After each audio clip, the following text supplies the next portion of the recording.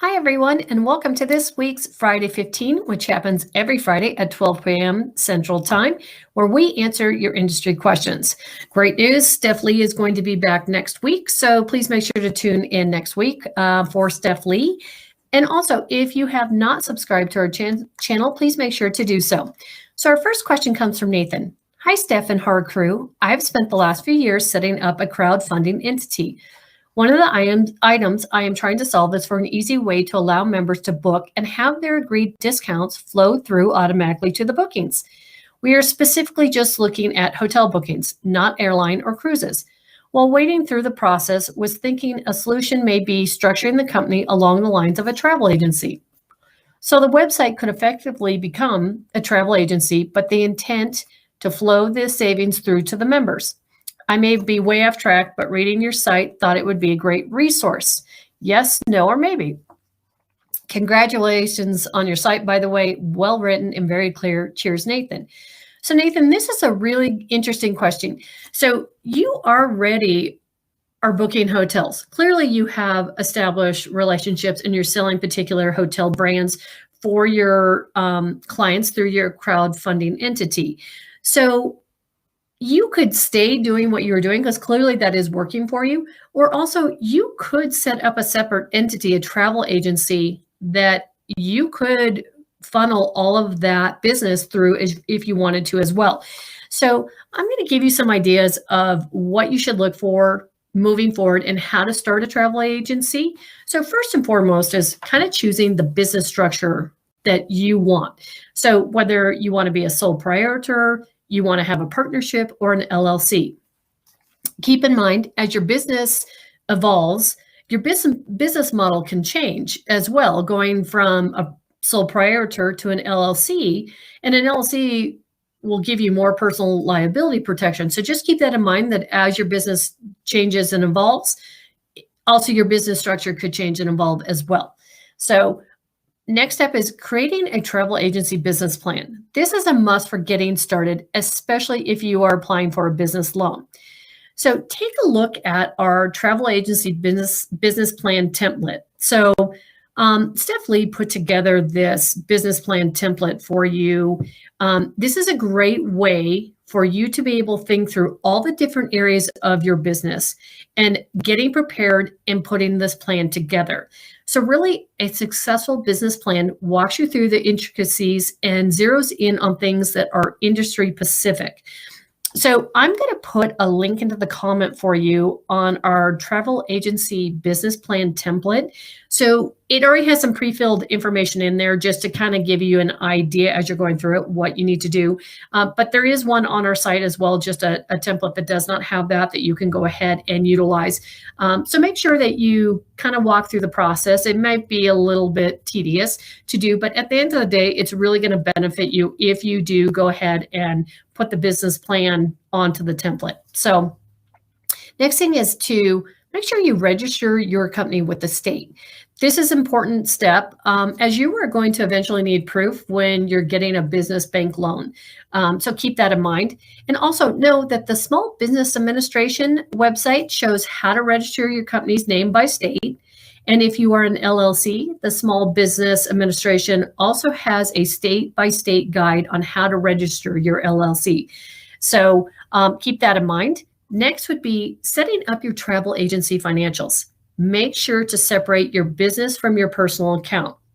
Also, something that it is optional, but do highly recommend you do, is setting up your federal employee identification number, which is like a social security number for your business. Technically, you do not need one, but would recommend if you are a sole proprietor or a single member LLC with no employees, as you can use that number to file your taxes. And setting up the federal employee identification number it's free and it just takes a few minutes to do. So take a look at that as well and consider maybe possibly doing that as you're putting together your business structure.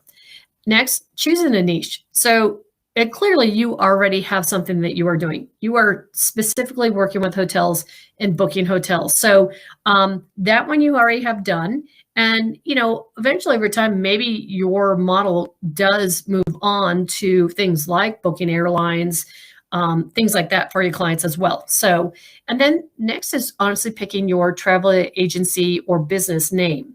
So what I'm going to do is we have some really great articles for you that I'm going to put some links in the comments on how to start a travel agency and also travel agency financials, things to consider when you are setting things up. So both these articles are great. Take the time to go through them and get a better idea of everything that you need to know when moving forward with setting up your agency. So something else to consider too is to decide whether or not you choose to be hosted. So a host agency is a larger organization where you can join and you get a lot of benefits as being a member of part of this organization. So especially with just starting out in the industry, we highly recommend you joining a host agency. Like I said, there's a lot of benefits. So you know what? On our website, we have all sorts of different host models on there from small, medium to large. So go ahead, take a look at the different host agencies that are listed on there. And then, you know what, narrow down your choices to just a couple of them. Take a look at what is it that they offer. What is important to you when you are setting up your agency? What do you need from your host agency? These are all really important things. And do your research on those host agencies. Then once you've done that, give a call to those hosts. And once you start talking to them, you're going to know what is going to be the best fit for you and your business. Now, some of the benefits of being part of a host is you are going to earn higher commission rates with the host agency.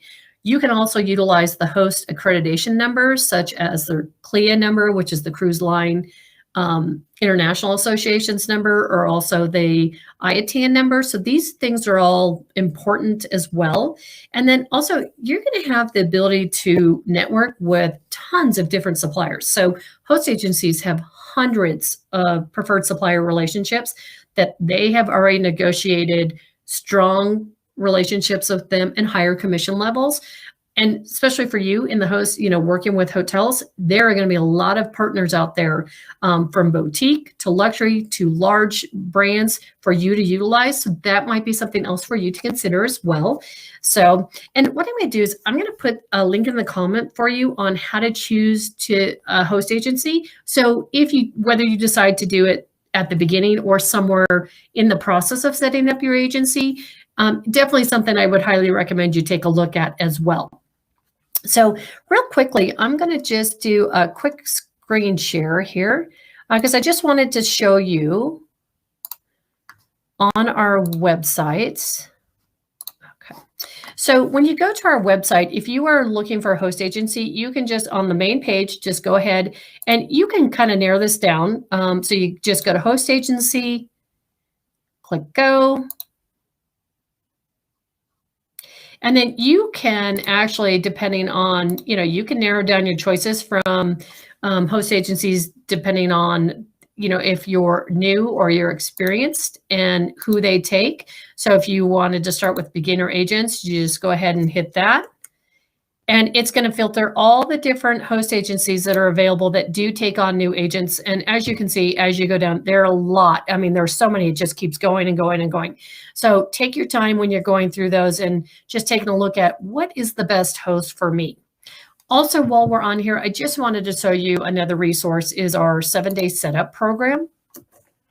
So this is for brand new agents coming into the industry. So in addition to setting up your business, this is really going to help. This 7-day challenge is going to help you walk through the process of, everything you need to know, travel agency basics, choosing your niche, choosing a host agency, your business model. It's a step-by-step guide. It walks you through it. It is a free resource to you, and you can do it at your own pace. So if you have an opportunity, go ahead and do the 7-day setup challenge. And then if you kind of scroll down the page, there's a group that I would suggest you join as well, and that is our 7-day setup Facebook group. If you have not already done that, this will be a really great resource for you, especially just starting out, because you're going to find a lot of different agents on there, both new and experienced. You're going to be able to network with other agents that do a similar niche as you that works specifically with hotels, so you can network with them. You can also network with, not only the new, but the experienced agents on there, and also ask them the question about who do you recommend for a host agency. This is a really good opportunity for you as well to find out who do they recommend, because all these agents out there are going to have an opinion, and you're going to find some really valuable feedback on what is the best possible host agency out there, and ones that they like it specifically for the training program, or they have a great, like hotel supplier relationships there. So ask questions like that on the program as well. So, like I mentioned, make sure you go through the 7-day setup challenge, and then also join the Facebook group and really interact with that group as well. So I'm going to go ahead and put some links in the comments for our 7-day setup challenge, and also for our Facebook group for you as well. So I hope that answers your questions, Nathan, and good luck with setting up your travel agency business if that's the path you choose to go. So our next question comes from Anonymous. I have a question about an IATAN card. I have an LLC that pays an employee $5,000 in salary, and my LLC is part of a host agency. Can that employee qualify for an IATAN card? So really, what is a travel agency accreditation? At its most basic, an accreditation is a unique number that's assigned to the travel professional so their business is recognized by suppliers as a travel agency. It gives travel agents the ability to book travel, receive commissions, and with some accreditations, issue airline tickets. So I know that you mentioned that you are with a host agency.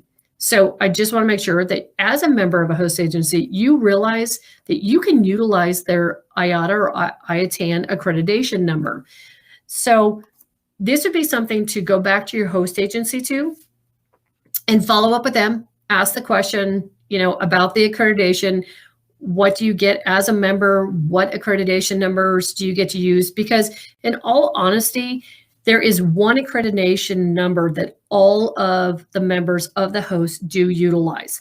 So that is something to consider, that if you were ever to leave the host agency because you decide you're going to want to go off on your own, that is when you would have to get your own accreditation number. Otherwise, with the host agency, you can utilize their IATA and their CLIA and all the other different accreditations that they have, because they have the relationships with them. So that benefits you greatly to be able to utilize the host agency's accreditation numbers. Also, as I had mentioned, so a lot of the suppliers, because you're independent agencies and you share the one accreditation number, they look at all of you as one agency because you're booking through that one number. They do know that you are a separate entity, but they do realize that you are using the host agency's accreditation number. So just kind of keep that in mind as well. And then just know that your host does act as the intermediary between you and the supplier. So that's just something to consider as well. Now, if you do decide you want to have your own IATAN accreditation, here's a couple things for you to keep in mind. You must have at least 2 years experience in the industry. You're going to have proof of a business license, proof of business ownership, proof of a bank account, proof of E&O insurance, and then a seller travels license if you are in California, Washington, Florida, or Hawaii.